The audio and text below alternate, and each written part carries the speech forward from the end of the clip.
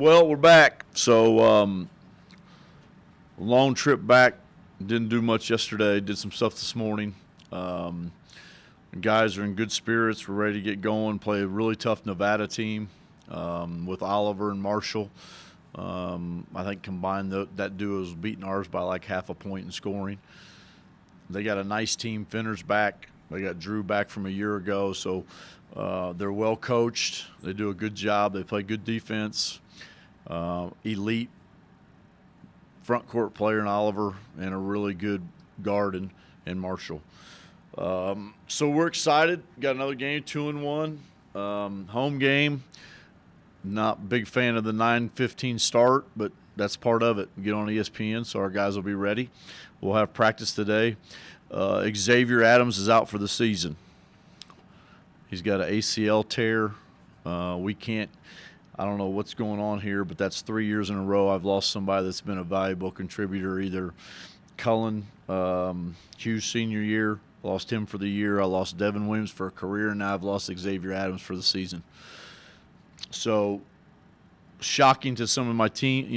The guys are a little shocked right now, but it just gives somebody an opportunity to pick up the slack. And then I expect Jordan Hunter to play on Saturday. I just don't know how much.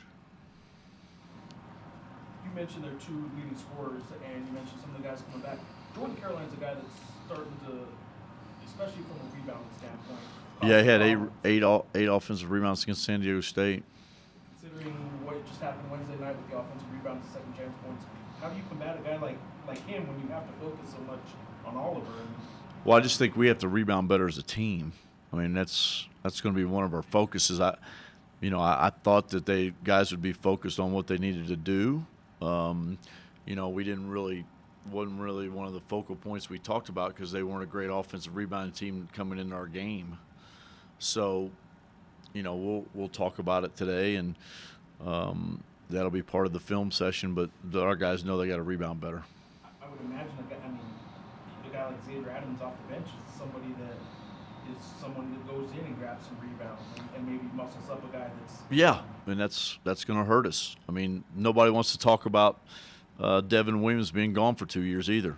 They just want to know how many games we're going to win and how many games we're going to lose. Coach, what makes Marshall special? He can shoot the ball. I mean, they're getting 9 threes a game. They're 39% as a team, but he can really shoot it. I mean, you guys have followed our team, and one of our struggles is that we can't make threes. We don't make a lot of game. I mean, I hate to say how many points we scored a game if we shot threes also. I mean, we're scoring 73 points a game and we're only making less than 4 threes a game. So our shooting hasn't come around, not as good as I thought it would be, but hopefully our guys will start making some shots. They're a team that last year in the regular season, you guys seem to match up pretty well with. You had a 20-point lead in one game, an 18-point lead in the other. Obviously, the Mountain West tournament was a little different, but you seem to match up with what they do well. Is that the case again this year? That matchup-wise, you like it? I know they have athletes. I know they have really good players, but I just think we match up good. My philosophy is we match up good with everybody if we play like we did at San Diego State. If we have a chip on our shoulder, if we have something to prove, if we have the swag that our guys need to have, if we feel like that our back's against the wall, we play really, really good. And then when we go to Utah State and there's not a lot of fans in the stands and they're 0-2, our guys aren't as locked in, and we gotta help them with that. Going back to the statement you made earlier about the 9:15 start, unlike football, you guys don't get a big financial bonus by doing these games. This is all just about. We don't get any financial bonus. It's just about exposure, right? Yeah. It's about the TV contract. So, we want to take our brand national, and we want to do some things national. The conference does, but I don't know how many people east of the Mississippi, besides my family in Indiana, is going to be watching a 11:15, 12 o'clock tip. But we're excited to play on ESPN, and they've been great partners with us over the years, so it's great for us to be on national TV. There's a couple more possibilities of 9 p.m. starts later in the year too. I think I can't remember how many offhand, but Mhm. there's a couple other ones. Is that something that? In the Well, future- Boise is. Is Boise? Isn't there another one that's still in the flux of going to? At UNLV Yeah. the following week. Is, I guess just moving forward though, beyond this season, is that something coaches might want to address, or have you heard from? I any don't other think coaches? I don't think coaches will have a say in it. If they did have a say, would you want to maybe adjust that to, or limit the number of them that a team might have, or is that? I don't think you can. It's just like saying the schedules are computer based. They're not computer based. They're who the TV wants to see. They don't want to see us play Air Force twice and San Jose twice. And as long as ESPN gets to pick a few games and they get to pick which ones they get, That's the contract. They negotiated a heck of a contract, and that's. We also have 3 that start at 8 o'clock too, so. Those are on CBS. Yeah, those are 8 o'clock games, so. What's the philosophy when you have a guy in foul trouble, as to when you bring him back in, or, is that played by you? Depends how much you trust them and how much you don't trust them. That's my philosophy. Were you wrestling with that as to when No. you bring him in? No, I mean I tried to put him in with 7 minutes to go, and there was 4 possessions and went up and down. And then the clock kept running. I had to take a timeout to get him back in the game. But I'm not going to play a guy with 2 fouls when you've played a guy before with 2 fouls, and 2 times he's fouled the 3rd time before half. It's just it's a double-edged sword. But I won't play a guy with 2 fouls in the first half if I need him that much. I know Tim's But you kind don't- of like a strong silent type, he just leads by example. Do you see him getting frustrated? Is he telling these guys? I mean, he had a great game. What is he telling these guys? You're 3 games in. You're 2-1. What are you frustrated about? I'm just saying, this last game. About what? One It possession. was- he had a great game, and I mean, Yeah, I mean, it wasn't like guys were trying to play bad. I understand that. I mean, you guys ask questions like our guys are trying to play bad. I mean, I don't know if he's frustrated. Yeah. I mean, he's given you everything he has. I don't think he's frustrated with what happened. If you give up 79 points to Utah State or 79 points to Boise State or 79 points to Air Force, your chances of winning is not very good. So, yeah, I'm sure he's frustrated because he wants to win. I think all of them want to win. But, I mean, it's not like the guys aren't trying. So, I mean, it is what it is. I'm sure he's frustrated because we didn't win, but I don't think he's making a big deal to his teammates. What about Tim's hand? Like they didn't say anything on the air. And no, I can see he hurt it. Or he hurt it really bad in the game, and he keeps hurting it. What's really bad? Well, enough that he's holding his hand running down the court. I mean, guys always hold. I mean, there's guys always getting hit. Well, I'm just saying that he's holding all the way down to the other end. So what point are you getting at that he held his hand all the way down the other It end? seems like he keeps hurting that hand and that. Well, I think he's in a situation where he's a front court player, and they're always either doubling him or trying to block his shot or whatever. So he's going to keep his hand. He doesn't have any injuries. It's just he gets his hand hit. But that's a football injury, though, supposedly, right? That he hurts his hand. Was that from football injury? I have no idea about that. He's hurt it quite a bit, though. So like almost. Yeah, I don't know if that's a football injury or not. Okay. That'd be 6 years removed. What's the rotation for the bigs playing against a team like this? What do you mean the rotation? Well, I mean, are we going to see McDougal more, or are we going to see? I have no idea till the game happens. I mean, you might see him more because X is out, but the reason why he didn't play in front of Joe's because he hadn't produced. If you look at the stats, Joe's got better stats. Joe's been more productive. He hasn't played Division I basketball. He played 5 games less than he never played a total of 5 minutes continuous. So it's new to him. So, we're expecting good things from him, but Joe got a chance to play before him because Joe had performed, but Joe went back to old Joe. So it's going to be a hit or miss. Whoever plays the best is going to play. Is that frustrating for you, not really knowing what you're going to get game in and game out? Well, I think that's coaching. I mean, you're not going to – I don't know what I'm going to get day in and day out from all 10 of them. I mean, that's coaching. Did you see an influence of Dave on their offense Dave who? Dave Rice. No, they're running the same thing. I mean, Eric's dad was one of the best offensive coaches around. I mean, I played for Eric. I mean, Eric's run good stuff forever. So I mean, I don't know what Dave's responsibility is. Dave's going to have an influence on any staff he's on. The 1-2 punch, and I know you mentioned the scoring, and I had mentioned something about it earlier. Is there a risk of having guys kind of get caught up in the stand around and watch Tim and Elijah versus Marshall and Oliver kind of situation? Yeah, there is, and we've got to get better at that because that's why we're averaging 73 points a game. We got 2 guys getting 45, I think. In the last game, they got 47. So, yeah, we've got to find a third and fourth scorer, and we got to have some guys get more production from other guys, but they also have to step up and make some plays and make some shots. I mean, when you're getting – it's like I told them, if they're trapping off you, that's disrespectful. And you got to be able to make plays and make plays for your teammates, and hopefully our guys will understand that and be able to make plays. Is that a situation where obviously Dane Kuiper has produced well when he's in? Mm-hmm. Do you have to tell, like in the Utah State situation where Tim Duryea even commented he was trapping off the point guard spot, do you tell Jalen just to let it fly a little bit more than he might normally? Because You don't have to shoot it. You can still make plays. If the ball comes to you, you can still make a play. You can drive it. You still can get somebody else. You just got to be available, and you got to be willing to make a play. And I think Jalen's willing to do that, and you're going to see that more often. I mean, we've probably seen trapping more this year than we did in my entire time here in 10 years. against Cam? Not as much because we had Alex.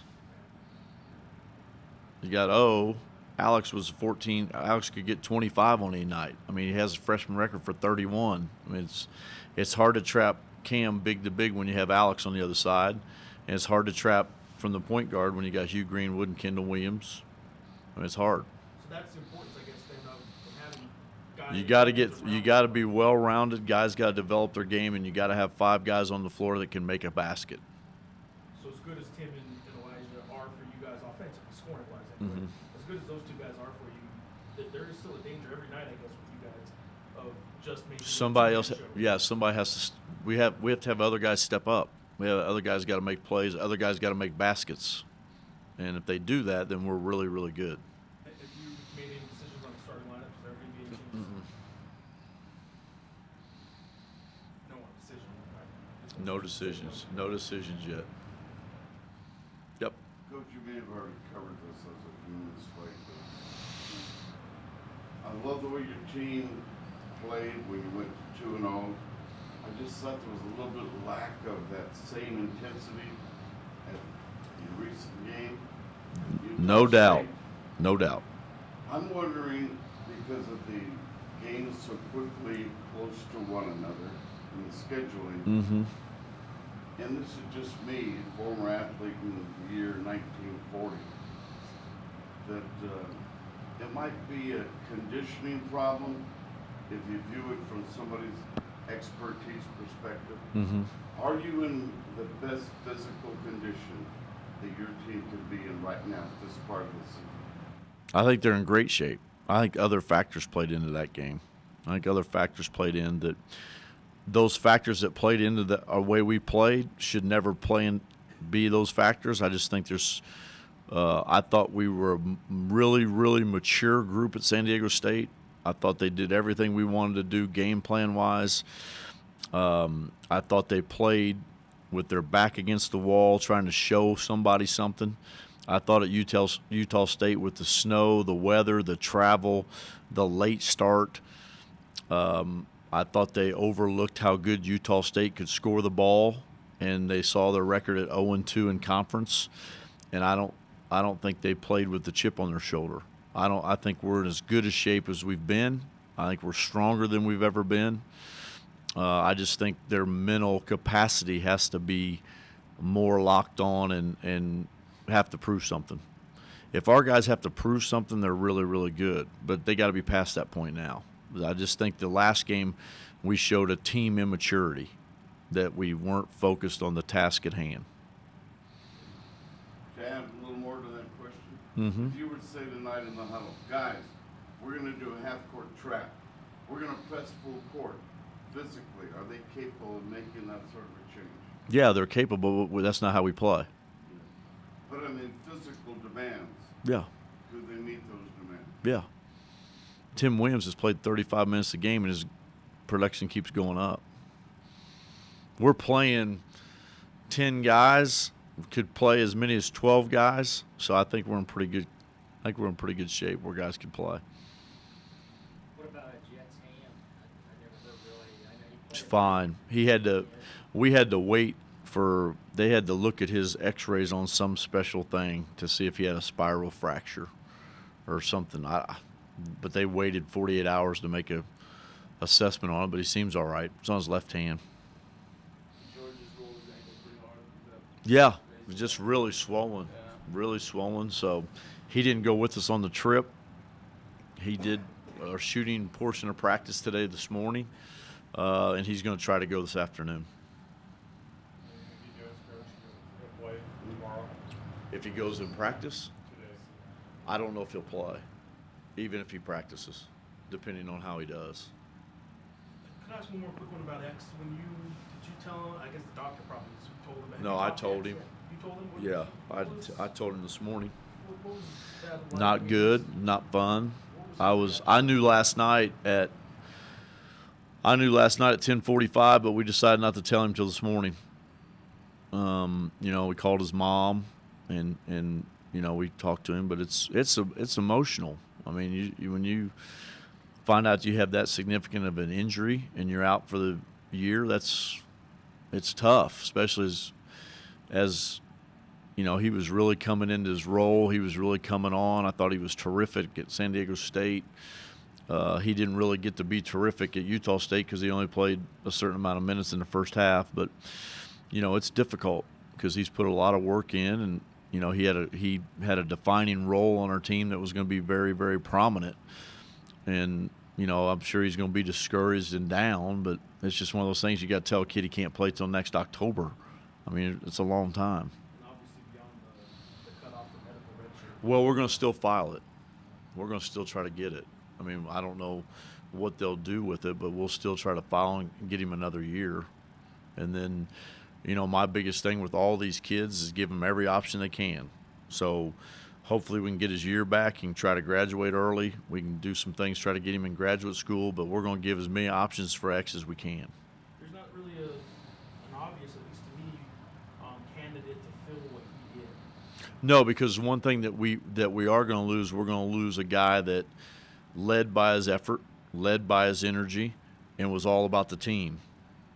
And somebody's going to have to fill that void because he was that guy that kind of brought everybody along where it was about team, not me.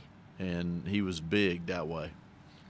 I mean, anybody accepts the role that he's accepted, not playing on the perimeter, not playing guard and playing the position he is. He just wants to play. And that's a hard role to fill. And some guys don't want it. Some guys don't like the roles they're in now. So, it's sad because he has really, really matured and he's really making some strides and was really playing well. Coach, is he kind of your junkyard dog? I mean, he has a big Yeah, he's yard. just that guy. He's that guy. I think the biggest thing with him is he's just a chemistry guy, glue guy. Made all the big plays. Like UTEP made huge plays at San Diego State. So it's difficult in that it's that same position's been hurt 2 years in a row with Devin and now with X.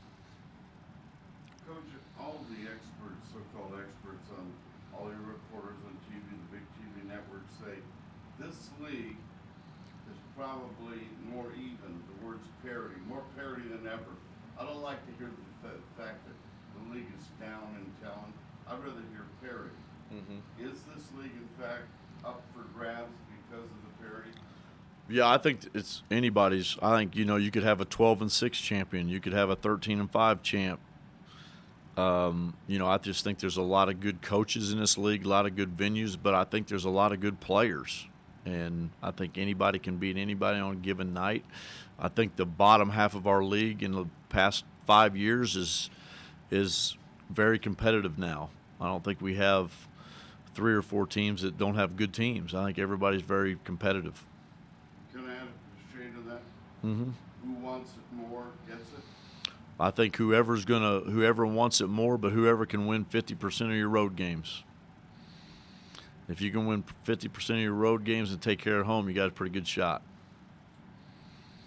Those started off really well. Mhm. Game against the last one against Utah State. To sustain it, to have that over 40 minutes. What He didn't play 40 minutes. or over His 20 minutes he plays, yeah, that's on him. I mean, it's all on how much he puts out, all on how much he plays, how active he is. O's production and O's success is all on how hard he plays and how active he is. If he uses his athletic ability, he uses how active he can be, then he's very, very productive. When he gets thinking and worrying about things or worrying about making a wrong play, then he gets really stagnant. But if he continues to play, he's got to play at that level every time he's on the floor. Coach, when you were at Georgia Tech, Mhm. in the pros, Mm-hmm. and some stud keeps hitting the 3 on noodles. You knock him down. What did you do to him? Knock him down. Is that same concept possible today? As Yeah, the head but coach I of just UNM? don't. I just think players think that way. I don't. I think I just don't think players think the same way we used to think. I don't know if there's an urgency to get the shooters. I don't think there's an urgency to get stops. If this group showed that they can do it, they didn't show it the other night. They showed it at San Diego State. You can't. It's hard to think that you can hold San Diego State to 62 points, even though they play a slow tempo, even though they get out in transition. They're great on the offensive boards, and then you go to Utah State and give 79. That doesn't make any sense to me. So just got to keep challenging them, keep hoping that it'll click in and it becomes consistent, because consistency is the biggest thing for our team, especially defensively. So you're just expecting a lot of threes with this. Marshall, he shoots 10 a game. The whole team shoots about 20 a game. Mm-hmm. So You're going to get a lot of them, Yeah. so you better be able to guard the line. There's got to be some urgency. Anything else? Appreciate it.